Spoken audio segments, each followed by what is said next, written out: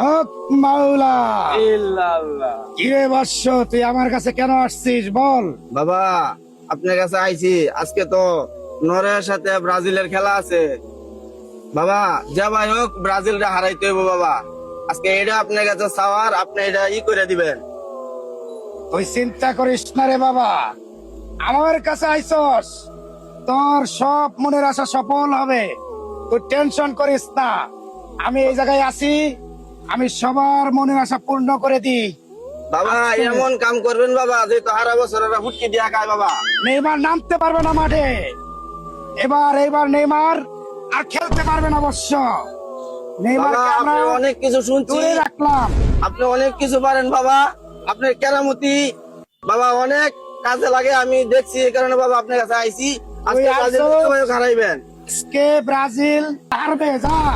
নেইমারের মেরুদণ্ড ভাঙ্গা লাইবেন বাবা।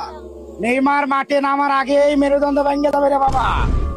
বাবা ওরা 7 আপ খাইছে, এবার 14 আপ খাওয়াইতে হইব বাবা। তুই টেনশন করিস না, আমার কাছে আইসস, তোর সব মনের আশা পূর্ণ হবে। বাবা ওরা একবারে লেরি ভাঙ্গা দিবেন একবারে। তুই যা চাইছস তাই পাবি। বাসায় যে শুধু ঘুমাবি, সকালে উঠে দেখবি 2টার পরে খেলা শুরু, সকালে উঠে দেখবি শেষ, আর ব্রাজিল নেই।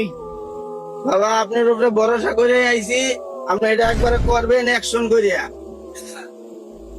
হক মাওলা ইল্লাল্লাহ।